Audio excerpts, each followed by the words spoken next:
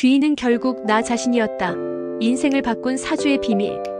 회색 정류장. 이름 없는 회색 도시. 아침 7시. 남자는 늘 그 자리에 서 있었다. 버스 정류장 앞.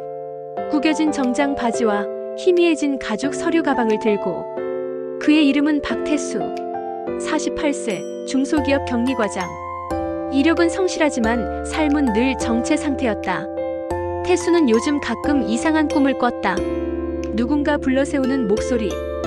그리고 얼굴이 보이지 않는 누군가가 그에게 다가와 지금이 아니면 기회는 다시 오지 않으려고 속삭였다. 그 말을 들을 때면 식은땀이 났고 이상하게도 잠에서 깨면 손바닥이 젖어 있었다. 혹시 사주 한번 보실래요? 회사 근처에 새로 생긴 찻집 앞 태수는 그렇게 말을 걸어온 중년 여인과 마주했다. 평범한 차림새였지만 묘한 분위기였다.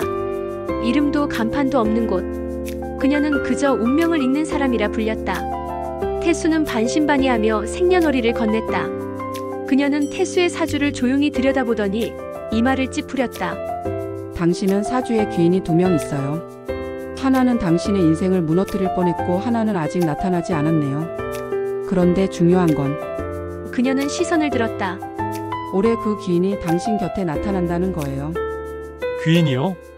당신 인생을 바꿀 사람. 조심하세요. 놓치면 지금처럼 살다 그냥 끝나요. 태수는 웃으려 했지만 웃음이 나오지 않았다. 이상하게도 그녀의 말은 머릿속에서 계속 맴돌았다. 귀인이라니. 누구지? 대체 누구를 말하는 걸까? 며칠 뒤 회사로 낯선 이메일이 한 통 도착했다. 제목은 단 한 줄. 지금이 아니면 기회는 다시 오지 않아. 낯선 기회의 그림자. 태수는 이메일을 다시 읽었다. 지금이 아니면 기회는 다시 오지 않아. 그 말은 꿈에서 들은 말과 같았다. 그는 한참을 화면만 바라보다 결국 아무 말 없이 창을 닫았다. 익숙한 회사 풍경, 오래된 형광등, 기계적으로 움직이는 엑셀 시트. 달라진 건 아무것도 없었다. 아니, 그렇게 믿고 싶었다. 하지만 변화는 이미 시작되고 있었다. 그날 오후, 회사의 오너 아들로 알려진 강혁이 경영팀에 배치되며 분위기가 뒤집혔다. 앞으로 격리 쪽은 내가 직접 챙기겠다. 조직 구조가 문제야. 전반적으로 손봐야겠어. 차갑고 무표정한 얼굴. 강혁은 회의 내내 태수의 보고를 듣지도 않고 숫자만 툭툭 짚었다. 그 모습이 묘하게 불편했다. 태수는 말로 표현 못할 불길함을 느꼈다. 며칠 뒤 문제가 터졌다. 6년 전 처리된 부가세 정산 자료에 누락이 있었다는 지적. 태수의 서명이 선명히 남아있었다. 과장님, 이거 어떻게 된 거예요? 이대로면 회사가 손해를... 뒤에서 직원들이 수군댔다. 징계받는 거 아냐? 사표 쓰라는 거겠지. 태수는 덜컥 책상 앞에 주저앉았다. 실수인지 누군가의 조작인지 분간할 수 없었다. 그런데 그 순간 지난번 찻집 여인의 말이 떠올랐다. 귀인 중 하나는 당신 인생을 무너뜨릴 뻔했다고 했죠. 그때였다. 낡은 휴대폰 진동이 울렸다. 박태수 씨 맞으시죠? 저 정연수라고 해요. 예전에 잠깐 회계 쪽 자문 드렸던 기억 속 한 인물의 얼굴이 떠올랐다. 짧은 만남이었지만 따뜻한 눈빛의 회계사. 지금 회사 일로 좀 곤란하시다 들었어요. 도와드릴 수 있을지도 몰라요. 정연수. 그녀는 무려 8년 전 단기 자문 프로젝트로 몇 주 함께 일했던 인물이었다. 그 뒤로 연락은 끊겼고 어쩌다 SNS로 몇 번 마주친 정도였다. 왜 갑자기 나를? 그녀는 조용히 웃으며 말했다. 제 사주에 귀인을 도우라는 기운이 들어왔다네요. 이름에 태자 들어간 사람을... 태수는 숨이 막혔다. 태자? 나? 그녀가 그 귀인일까? 아니면 나를 무너뜨리려는 강혁이 진짜 정반대의 존재일까? 하늘은 때때로 의도를 감춘 채 사람을 움직이게 한다. 사주의 충이란 건 그렇게 현실에서도 폭발하곤 한다. 그리고 지금 태수의 인생에 충돌이 시작되고 있었다. 숨겨진 숫자, 드러나는 마음. 태수는 정연수와 도심 속 작은 카페에서 마주 앉아 있었다. 그녀는 여전히 담백한 분위기였지만 예전보다 더 또렷하고 단단한 인상이었다. 그때 프로젝트 끝나고 회사 떠나셨죠? 태수의 질문에 연수는 고개를 끄덕였다. 그 이후 제 회계법인 차렸어요. 중소기업 컨설팅주로 하고요. 그런데 그녀는 시선을 살짝 돌렸다. 요즘 자꾸 박 과장님이 떠올라서요. 신기하죠? 별다른 인연도 없었는데 그 말에 태수의 가슴 어딘가가 먹먹해졌다. 사주에서 말하던 귀인? 그 존재가 이렇게 서서히 스며드는 걸까? 연수는 본론으로 들어갔다. 지금 다니시는 회사 사실 내부적으로 위험한 신호 많아요. 거래처 채무, 대표명의 리스크, 심지어 회계상 분식 흔적까지 제가 도움드릴 수 있어요. 대신 조건이 하나 있어요. 조건이요? 그녀는 태블릿을 내밀었다. 화면엔 예비 창업 아이템 자료가 정리돼 있었다. 이걸 함께 해주세요. 이건 박 과장님이 아니면 못해요.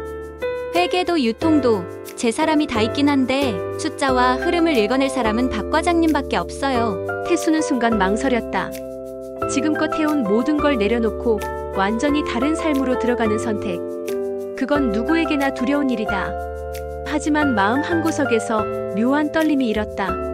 그날 밤 태수는 사주 앱을 설치했다. 찻집 여인의 얼굴이 자꾸 떠올랐다. 그는 생년월일시를 넣고 결과를 눌렀다. 편재운 강세, 외부 기회, 귀인의 도움, 선택의 시기. 편재란 원래 내 것이 아닌 것을 얻는 기운이다. 예상하지 못했던 돈, 사람, 기회. 그리고 그 기회는 대부분 낯설고 불편하며 모험적이다. 지금의 상황과 너무도 맞아떨어졌다. 며칠 후 회사에서는 감사보고서 조작 문제가 불거졌다. 태수는 모함당했다. 과장님, 내부 고발자로 몰리기 전에 사직서 쓰시죠. 강혁은 그렇게 냉정하게 말했다. 태수는 조용히 일어섰다. 연수의 명함을 꺼내들고 다시 주머니에 넣었다. 이건 단순한 기회가 아니다. 삶을 바꿀 수 있는 편재의 문이 열렸다. 기회는 오긴 오는군요. 다만 두려울 뿐이죠. 그의 눈빛에 처음으로 힘이 담겼다. 같은 방향, 다른 속도. 창업은 생각보다 빠르게 시작됐다. 정연수는 준비된 사람이었고 태수는 그 준비에 뛰어들 준비가 되어 있지 않았을 뿐이었다. 처음엔 작은 컨설팅 사무실, 둘만의 공간. 연수는 실무와 네트워크를 총괄했고 태수는 숫자를 정리하고 전략을 세웠다.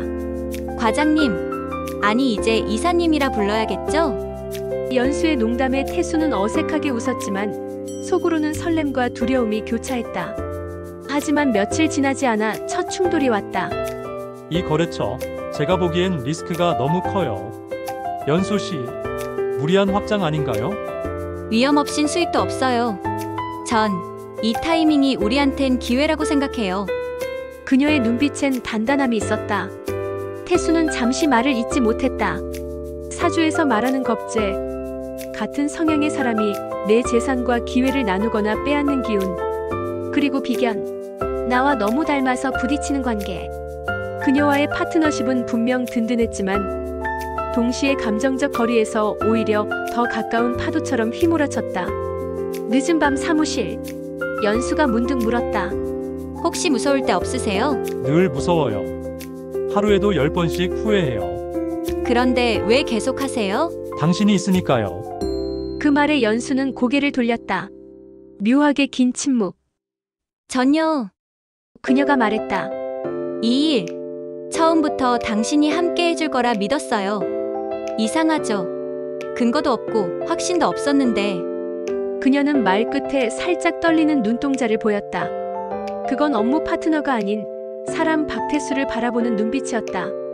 그날 밤 태수는 오래된 명리학 책을 펼쳤다.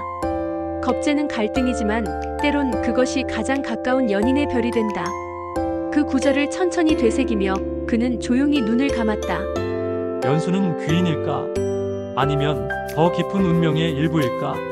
무언가 조금씩 흐르고 있었다. 방향은 같지만 속도가 달랐다. 무너지는 자리, 깨어나는 결심. 죄송하지만 이번 계약은 보류하겠습니다. 세 번째 연속된 계약 해지 통보. 연수와 태수가 야심차게 준비했던 B2B 서비스는 예상보다 시장의 반응이 차가웠다. 이건 단순한 거절이 아니에요. 연수는 테이블 위에 인쇄물을 내밀었다. 경쟁사 내부 제보 자료. 그 안에는 이상할 만큼 구체적인 그들의 영업 전략과 예상 수익률이 요약되어 있었다. 누군가 내부 자료를 유출했어요. 정확히 우리가 준비한 사업 구조와 똑같은 틀로 제안서가 돌고 있어요. 태수는 손을 떨며 자료를 넘겼다. 이건 우리 쪽에서 새어나간 게 아니면 설명이 안 돼. 그 순간 오래된 이름이 머릿속에 떠올랐다. 강혁. 회사에 있을 때 그의 노트북에 잠깐 연결했던 외장하드. 그 속엔 태수가 오랫동안 정리해온 자료, 현실적인 재무구조 개선 방안이 정리돼 있었다. 당시엔 문제되지 않았던 작은 습관이 지금 독처럼 돌아왔다. 그리고 다음 날 그가 돌아왔다. 건물 로비. 연수의 사무실 앞에 서 있는 강혁. 정장 차림. 여전히 냉소적인 미소. 놀랐죠? 들었어요. 요즘 좀 어렵다면서요? 무슨 일이시죠? 연수가 막아서듯 물었다. 투자 제안하러 왔어요. 대신 조건이 있어요. 박태수 씨는 손 떼는 걸로. 강혁은 태수를 스쳐보며 말했다. 그 사람 책임감 많죠. 그런데 안타깝게도 그 책임감이 늘 실수를 불러요. 그 순간 태수의 눈에서 오래된 한기가 흘렀다. 관성. 명리학에서 나를 통제하고 누르는 별. 강혁은 태수의 살 속에서 늘 그 별처럼 작용했다. 회사라는 틀, 사회라는 룰, 법과 제도라는 벽. 그리고 지금은 또 다른 형태의 압력으로 되돌아왔다. 당신 왜 이렇게까지 하죠? 연수가 묻자 강혁은 잠시 멈췄다. 그 사람이 가진 재능, 저에겐 눈에 보여요. 근데 본인은 몰라요. 그래서 불안하죠. 내가 가진 자산도, 가능성도 저 사람 때문에 다 잃을까봐 걱정이 돼요. 말은 그렇게 했지만 태수는 알았다. 강혁은 그를 억누르려는 사람이었다. 관성은 늘 그랬다. 시험을 주고 스스로 꺾이기를 바라는 존재. 그날 밤 태수는 연수에게 말했다. 도망치지 않을게요. 이 일 다시 시작합시다. 어떻게요? 내 사주에 이제 대운이 바뀌어요. 끝난 줄 알았던 기운이 이제 비로소 시작될 겁니다. 그의 눈빛은 예전과 달랐다. 두려움보다 결의, 체념보다 방향이 있었다. 사주는 말한다. 대운의 전환기엔 반드시 무너짐이 있고 그 안에 기회가 깃든다. 마음의 뿌리 다시 자라다. 태수는 새벽까지 책상에 앉아 있었다. 회사에선 쓰지 않던 두꺼운 원가 분석 자료와 회계기준 해설서, 시장 구조 보고서를 다시 펼쳤다. 무너졌던 자존심, 무기력했던 지난 시간을 파고들기 위해선 지식과 이해라는 무기가 필요했다. 여기요. 커피 한 잔. 연수가 조용히 그의 책상에 내려놓았다. 이렇게 밤새는 사람 처음 봐요. 그땐 그저 착한 분이라 생각했는데 지금은 무서워요. 태수는 웃지 않았다. 무서운 게 아니라 이제서야 나를 찾은 거죠. 난 한 번도 날 위해 싸운 적이 없었거든요. 사주의 인성은 원래 약했다. 늘 타인의 기준에 맞추고 틀 안에서 움직이며 살아왔던 그.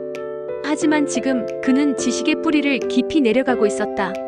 스스로의 생각으로 판단하고 선택하는 기운, 그것이 그의 새로운 무기였다. 며칠 뒤, 태수는 연수와 새로운 제안서를 작성했다. 기존의 단순 유통 구조를 버리고 데이터 기반 재무 솔루션을 중심으로 한 사업 구조. 우린 외부 자금 필요 없어요. 이 구조면 초기 타겟 기업만 확보해도 3개월 안에 BEP 맞춰요. 연수가 눈을 동그랗게 떴다. 어떻게 이걸 혼자? 이젠 내가 보호자예요. 당신만 나를 구하는 사람이 아니에요. 나도 이제 누군가를 지킬 수 있어요. 인성이 강한 사람은 내면이 단단하다. 상처받아도 흔들려도 끝내 다시 중심을 되찾는다. 태수는 그 기운을 뒤늦게 깨닫고 있었다. 그리고 그 중심엔 연수가 있었다. 그녀는 늘 옆에서 조용히 물었다. 왜 이 길을 택했는지 기억하냐고. 그 질문은 태수의 불안을 막아주는 보호막 같았다. 그날 밤 그들은 첫 고객 기업과 미팅을 가졌다. 작은 스타트업이었지만 열정 있고 성장성이 있는 곳. 대표는 놀란 눈으로 말했다. 이 구조 누가 짠 거죠? 제가요. 태수가 대답했다. 정말 오래 고민한 흔적이 느껴집니다. 우리도 태수 이사님처럼 성장하고 싶어요. 그 말을 듣는 순간 태수는 목이 잠겼다. 살면서 누군가가 당신처럼 되고 싶다고 말한 적은 없었다. 사주에서 인성은 단지 머리 좋은 별이 아니라 사람의 깊이를 만드는 별이었다. 그는 조용히 되뇌었다. 이제부터는 내가 나를 믿는다. 불꽃의 길 쇠를 끈다. 작은 회의실. 태수와 연수는 마침내 첫 투자 유치 설명회를 마쳤다. 긴장한 눈빛, 조심스러운 발표였지만 투자자들의 반응은 뜨거웠다. 한 달 후 정식 계약까지 진행하겠습니다. 그 말이 끝나자 연수는 조용히 태수의 손을 잡았다. 손끝이 조금 떨렸지만 단단했다. 해냈어요. 그 짧은 한마디에 태수는 웃으며 말했다. 아니요. 이제 시작했어요. 그러나 모든 시작은 결말을 필요로 한다. 그날 저녁 낯선 번호로 전화가 걸려왔다. 박태수 씨, 시간 좀 낼 수 있겠습니까? 강혁이었다.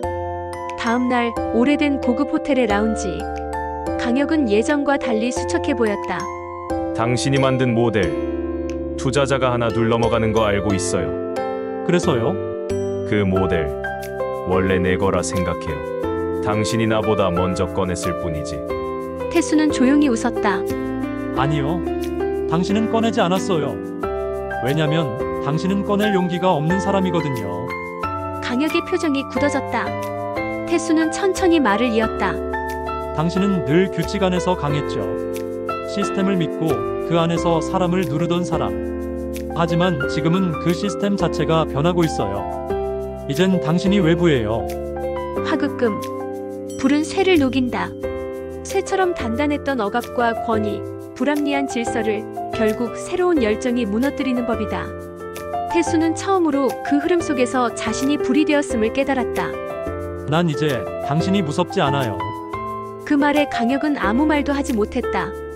그날 밤 연수와의 사무실. 태수는 술에 조금 취해 그녀에게 말했다. 당신이 날 구한 줄 알았어요. 근데 이제 보니 내가 나를 구한 거더라고요. 연수는 미소 지었다. 우린 서로를 끌어냈던 거예요. 당신 안의 불, 내 안의 방향. 태수는 조용히 말했다. 이젠 확신해요. 당신이 내 귀인이었다는 걸. 하지만 그건 단지 운명이 아니라 내가 만들어낸 기회였다는 것도요. 서로의 시선이 조용히 겹쳤다. 사주 속 귀인이란 꼭 누군가가 구해줘야 나타나는 것이 아니다. 때로는 함께 뛰고 부딪히고 흔들리는 순간에 스스로가 스스로의 귀인이 되기도 한다. 선택의 끝, 새로운 시작. 봄. 어느 맑은 아침. 태수는 사무실 창밖을 바라보았다. 거리엔 벚꽃이 흐드러지게 피어 있었다. 삶이 이렇게 달라질 줄 1년 전에는 상상도 못했다. 회사는 안정적인 수익을 내고 있었고 세 번째 고객사와의 계약도 성공적으로 마무리되었다. 연수는 새로 영입한 컨설턴트와 회의를 하고 있었고 태수는 이제 자신을 박 이사가 아니라 박태수라 부를 수 있게 되었다. 전화벨이 울렸다. 태수 형, 오랜만이에요. 저 기억하시죠? 전에 일 도와드렸던 이대리요. 사실 저도 요즘 방향을 좀 잃었는데. 태수는 미소 지었다. 이제 그는 누군가에게 귀인이 되어줄 수 있는 사람이었다. 사주 명리학에서 말하는 귀인은 단지 특별한 존재가 아니다. 내가 나의 방향을 잃지 않고 살아가면 그 과정에서 반드시 연결되는 따뜻한 인연이다. 그리고 귀인은 내 삶을 바꾸는 한 사람이 아니라 내가 진심으로 바라본 순간 맞닿는 마음의 거울일지도 모른다. 형, 어떻게 그렇게 바뀌셨어요? 이대리의 질문에 태수는 조용히 대답했다. 사주가 말하더군. 귀인이 올 거라고. 근데 나중에 알았지.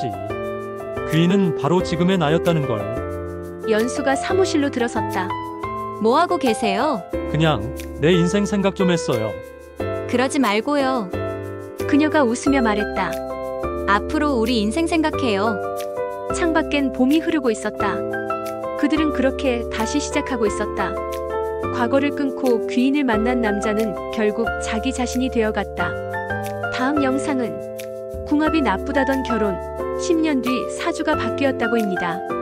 끝까지 함께 해주셔서 감사합니다. 구독과 좋아요, 알림 설정 부탁드리며 여러분의 생각을 댓글로 남겨주세요. 그럼 다음 영상에서 다시 뵙겠습니다.